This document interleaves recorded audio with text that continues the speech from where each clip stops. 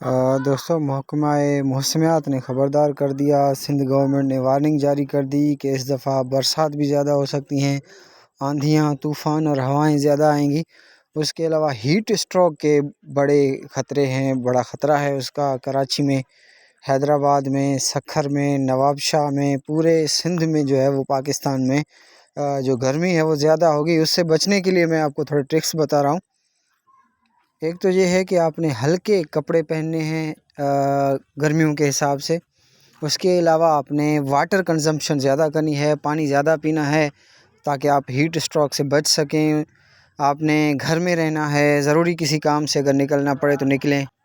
इस दौरान आपने कोई भी एक्सरसाइज नहीं करना, ऐसा कोई काम नहीं करना जिससे जो है वो आप थक जाएं।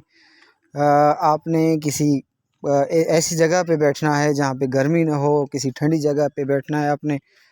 आपने अपने सर को ढांपना है अगर बाहर आप किसी ज़रूरी काम से निकलें। आपने फ्रूट और सब्जियां ज़्यादा लेनी हैं और ख़ास तौर पर इन गर्म दिनों में अपने बच्चों का ख्याल रखें जो कि बच्चे हैं और वो नहीं समझते, बाहर घूमते फिरते हैं, तो उनको भी जो है वो ताकि वो भी महफूज रहें। Thank you very much. May God bless you all, keep us watching and sharing.